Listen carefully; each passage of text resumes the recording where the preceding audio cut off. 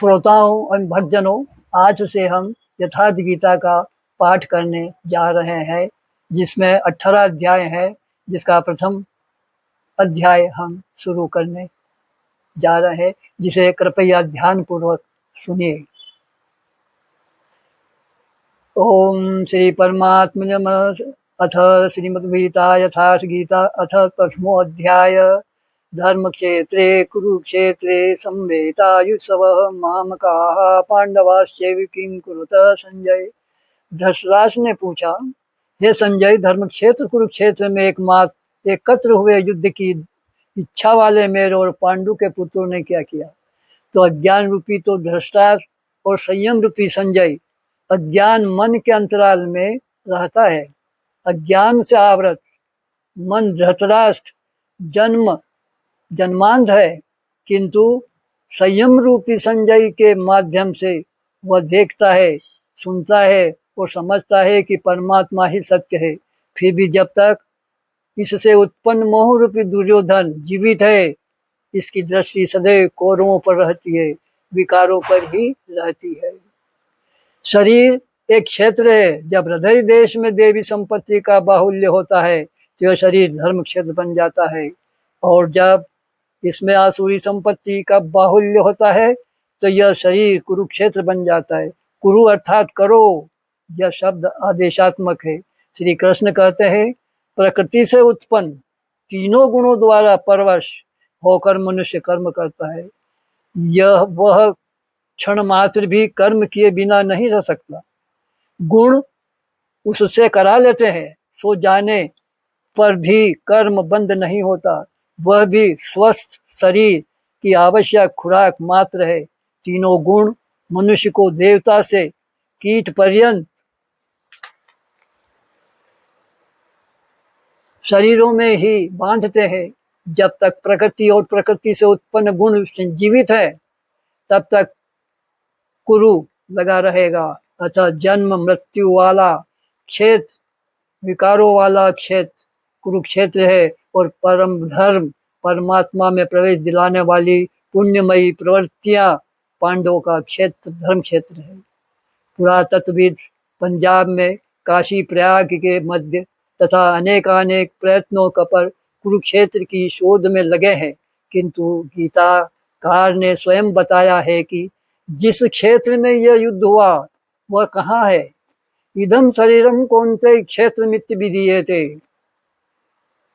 अर्जुन, यह शरीर ही क्षेत्र है, और जो इसको जानता है, इसका पार पा लेता है, वह क्षेत्रज्ञ है।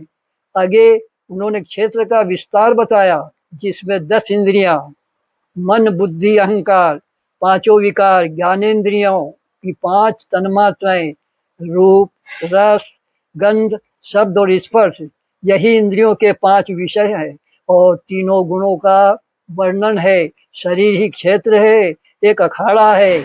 इसमें लड़ने वाली प्रवृत्तियां 2 है, एक तो देवी संपद और दूसरी आसुरी संपद। पांडु की संतान और धृतराष्ट्र की संतान सजातीय और विजातीय प्रवृत्तियां है। अनुभवी महापुरुष की शरण जाने पर इन दोनों प्रवृत्तियों में संघर्ष का सूत्रपात होता है। यह क्षेत्र का संघर्ष है, और यही वास्तविक युद्ध है। विश्व युद्धों में इतिहास भरा पड़ा है, किंतु उनमें जीतने वालों को भी शाश्वत विजय नहीं मिलती। वे तो आपसी बदले हैं। प्रकृति का सर्वथा समन करके प्रकृति से पारे की सत्ता का दिग्दर्शन कराना और उसमें प्रवेश पाना ही वास्तविक विजय है। यही एक ऐसी विजय है जिसके पीछे हार नहीं है। यही मुक्ति है जिसके पीछे जन्म मृत्यु का बंधन नहीं है। इस प्रकार अज्ञान से आच्छादित प्रत्येक मन संयम के द्वारा जानता है कि क्षेत्र के युद्ध में क्या हुआ। अब जैसा जिसके संयम का उत्थान है, वैसे वैसे उसे दृष्टि आती जाएगी। संजय उवाच दृष्ट्वा तु पांडवानीकं व्यूढ़ं दुर्योधनस्तदा आचार्यमुपसंगम्य राजा वचनं ब्रवीत। उस समय राजा दुर्योधन ने व्यूह रचना युक्त पांडवों की सेना को देखकर द्रोणाचार्य के पास जाकर यह वचन कहा। द्वैत का आचरण ही द्रोणाचार्य है। जब जानकारी हो जाती है कि हम परमात्मा से अलग हो गए हैं, यही द्वैत का भान है। यहाँ उसकी प्राप्ति के लिए तड़प पैदा हो जाती है, तभी हम गुरु की तलाश में निकलते हैं। दोनों प्रवृत्तियों के बीच यही प्राथमिक गुरु है। यद्यपि बाद के सदगुरु योगेश्वर श्री कृष्ण होंगे, जो योग की स्थिति वाले होंगे। राजा दुर्योधन आचार्य के पास जाता है। मोह रूपी दुर्योधन मोह संपूर्ण व्याधियों का मूल है। राजा है दुर्योधन, दूर अर्थात दूषित, यो धन अर्थात वह धन अत्यधिक आत्मिक संपत्ति ही स्थिर संपत्ति है। उसमें जो दोष उत्पन्न करता है वह है मोह। यही प्रकृति की ओर खींचता है और वास्तविक जानकारी के लिए प्रेरणा भी प्रदान करता है। मोह है सभी तक पूछने का प्रश्न भी है, अन्यथा सभी पूर्ण ही है। अतः व्यूह रचना युक्त पांडवों की सेना को देखकर अर्थात पुण्य से प्रभावित सजातीय वृत्तियों को संगठित देखकर मोह रूपी दुर्योधन ने प्रथम गुरु द्रोणाचार्य के पास जाकर यह कहा। पश्येतां पांडुपुत्र रामाचार्य महतिं च मुं व्यूढ़ां द्रुपद पुत्रेण तव शिष्येण धीमता। हे आचार्य, अपने बुद्धिमान शिष्य द्रुपद पुत्र धृष्टद्युम्न द्वारा व्यूहकार खड़ी की हुई पांडुपुत्रों की इस भारी सेना को देखिए। शाश्वत अचल पद में आस्था रखने वाला दृढ़ मन ही धृष्टद्युम्न है। यही पुण्यमयी प्रवृत्तियों का नायक है। साधन कठिन न मन कहु टेका। रामचरितमानस में कहा है, साधन कठिन न मन कहु के टेका। साधन कठिन नहीं, मन की दृढ़ता कठिन होनी चाहिए। अब देखे सेना का विस्तार देखिए। अत्र सुरा महेश्वासा भीमा अर्जुन समायुधि युधानो विराटस्य द्रुपदस्य महारथ। इस क्षेत्र में महेश्वासा महान इश्क में वास दिलाने वाले भाव रूपी भीम, अनुराग रूपी अर्जुन के समान बहुत से सूरवीर, जैसे सात्विकता रूपी सात्यकी, विराट सर्वत्र ईश्वरीय प्रवाह की धारणा महारथी राजा द्रुपद अर्थात अचल स्थिति वतः धूम्रकेतुश्चेतिकान काशीराजस्य वीर्यवान पुरोजित कुंती भोजस्य शैवस्य नरपुंगवः। धृष्टकेतु धृष्ट कर्तव्य चेकितान, जहाँ भी जाए वहां से चित्त को खींचकर इष्ट में स्थिर करना। काशीराज, काया रूपी काशी में ही वह साम्राज्य है। पुरुजित स्थूल सूक्ष्म और कारण शरीरों पर विजय दिलाने वाला पुरुजित। कुंती भोज, कर्तव्य से भाव पर विजय, नरों में श्रेष्ठ। शैव्य अर्थात सत्य व्यवहार। यथा मुन्युश्च विक्रांत उत्तमोजा वीर्यवान सौभद्रो दो प्रदेशाश्च सर्व एव महारथा। और पराक्रमी युधामन्यु, युद्ध के अनुरूप मन की धारणा।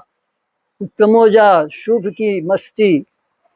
सुभद्रा पुत्र अभिमन्यु, जब शुभ आधार आ जाता है तो मन भाव से रहित हो जाता है।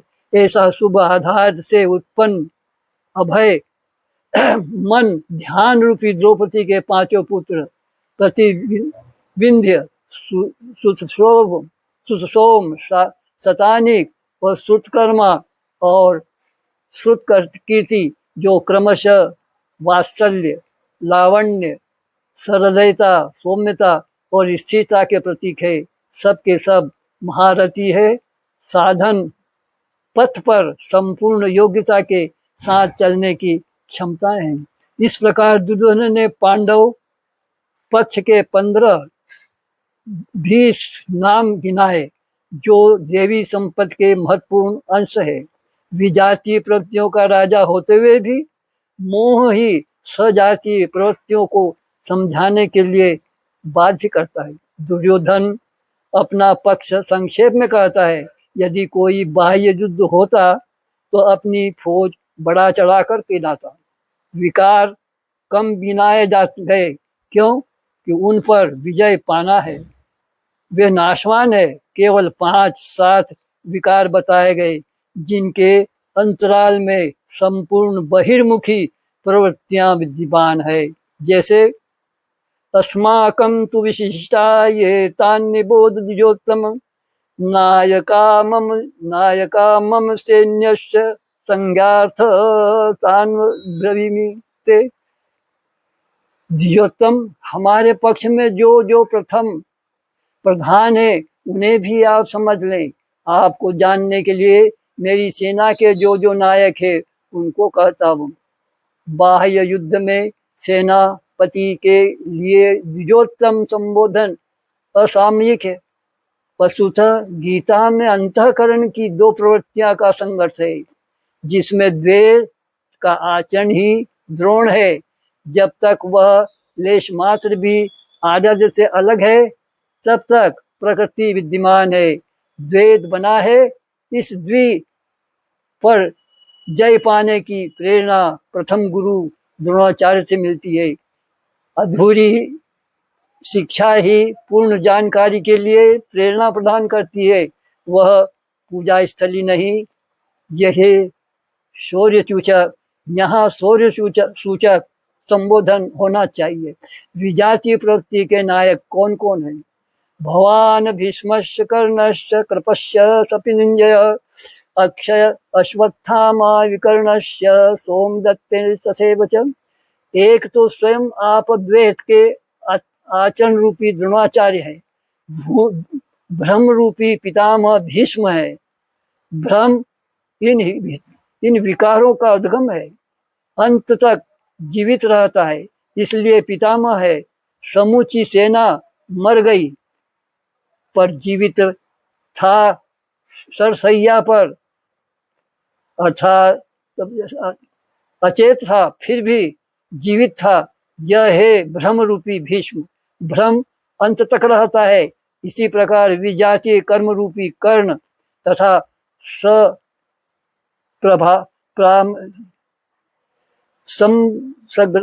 संग्राम विजयी कृपाचार्य है। साधना व्यवस्था में साधक द्वारा कृपा का आचरण ही कृपाचार्य भगवान कृपामय है, कृपाधाम है। और प्राप्ति के पश्चात संत का भी यही स्वरूप है। किंतु साधन काल में जब तक हम अलग है, परमात्मा अलग है, विजातीय प्रवृत्ति जीवित है। मोह रूपी धीराय है, ऐसे मोह भी धीराय है।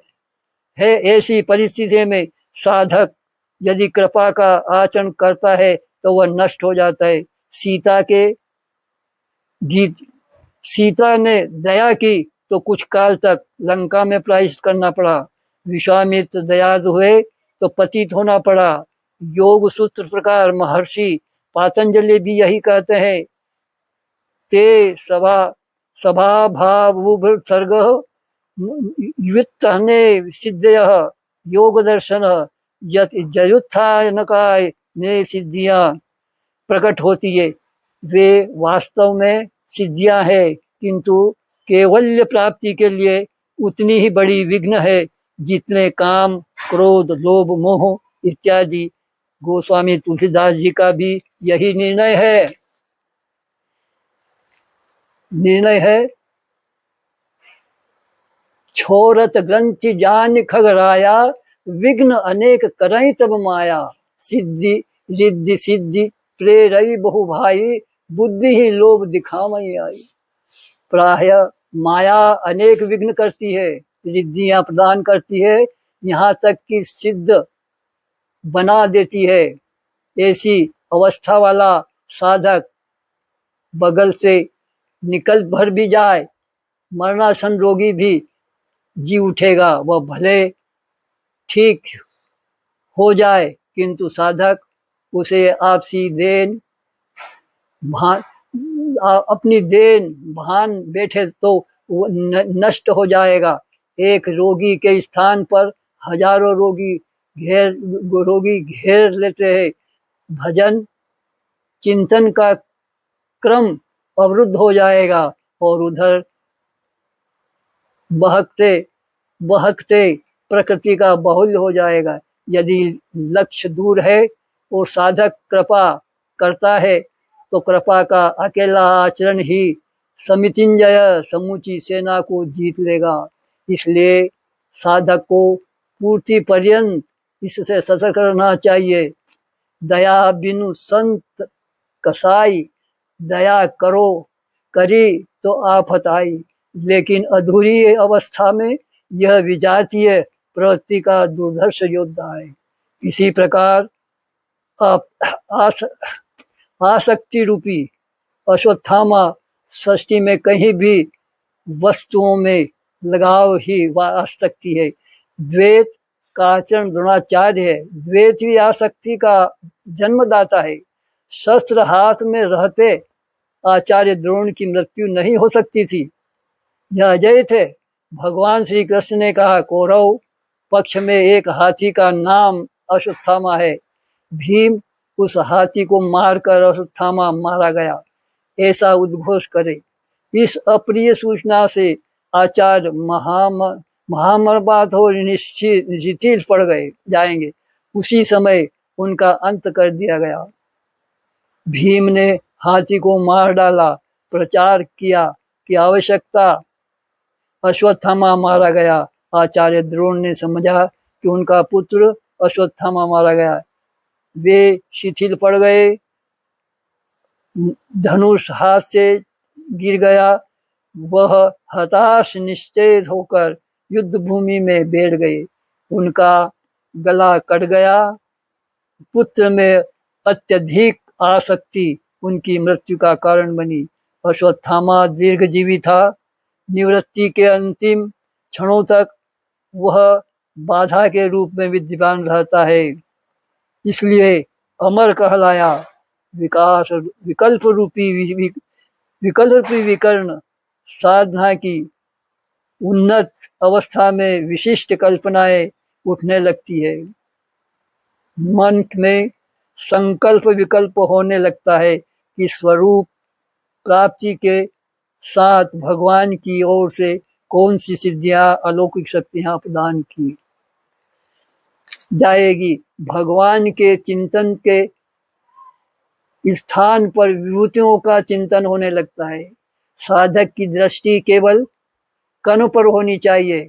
उसे फल की वासना वाला नहीं होना चाहिए। किंतु जब वह सिद्धियों रिद्धियों का चिंतन करने लगता है, यह विकल्प ही विकर्ण है।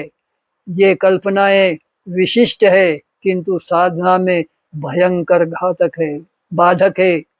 भ्रममयी श्वास को ही भूरिश्रवा है। साधन का स्तर उन्नत होने पर उसकी प्रशंसा होने लगती है कि वह महात्मा है, सिद्धि है, उसमें दिव्य शक्तियां हैं। उसके समस्त लोकपाल भी नतमस्तक हो जाते हैं।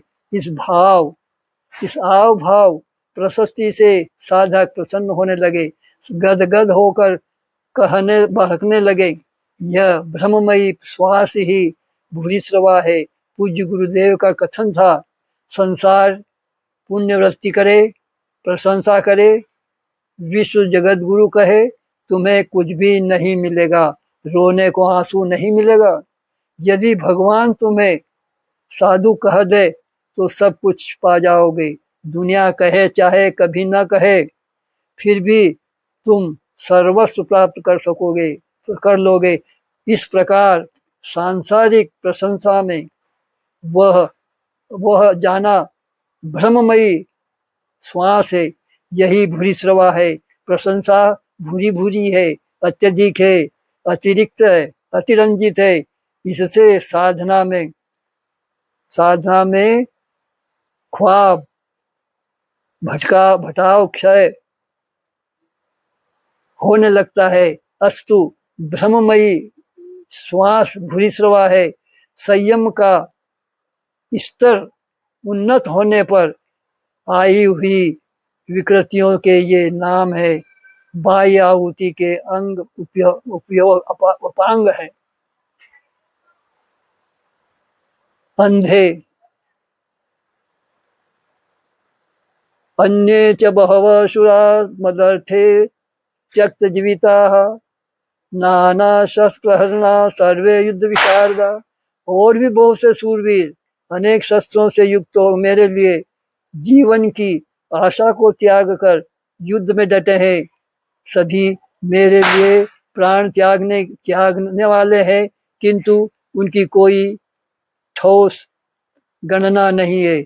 अब और सी अब कौन सी सेना किन भावों द्वारा सुरक्षित है, इस पर कहते हैं अपर्याप्तम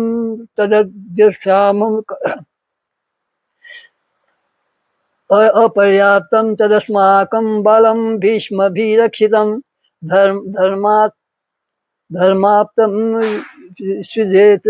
वरं भीमाभिरक्षितम। भीष्म द्वारा रक्षित हमारी सेना सब प्रकार से अजय है और भीम द्वारा रक्षित इन लोगों को सेना जीतने में सुलभ है। पर्याप्त और अपर्याप्त जैसे क्लिष्ट शब्द का प्रयोग दुर्योधन की आशंका को व्यक्त करता है। अतः देखना है कि भीष्म कौन सी सत्ता है जिस पर कौरव निर्भर करते हैं, तथा भीम कौन सी सत्ता है जिस पर देवी संपूर्ण पांडव निर्भर है। दुर्योधन अपनी व्यवस्था देता है कि अयनेषु च सर्वेषु यथा भागं वसितान् भीष्ममेवाभिरक्षन्तु भवन्तः सर्व एव ही। इसलिए सब मोर्चों पर अपनी अपनी जगह स्थित रहते हुए आप लोग सब के सब भीष्म की ही सब ओर से रक्षा करें। यदि भीष्म जीवित है तो हम अज्ञेय हैं, इसलिए आप पांडवों से न लड़कर केवल भीष्म की ही रक्षा करें। कैसा योद्धा है भीष्म, जो स्वयं अपनी रक्षा नहीं कर पा रहा है, कौरव को उसकी रक्षा व्यवस्था करनी पड़ रही है। यह कोई बाह्य योद्धा नहीं, ब्रह्म ही भीष्म है। जब तक ब्रह्म जीवित है तब तक विजातीय प्रवृत्तियां कौरव अजय है। अज्ञेय का यह अर्थ नहीं अजय का अर्थ यह नहीं कि जिसे जीता ही न जा सके, बल्कि अजय का अर्थ दुर्जय है, जिसे कठिनाई से जीता जा सकता है। महा अजय संसार रिपु जीति सकई सो वीर। रामचरित्र।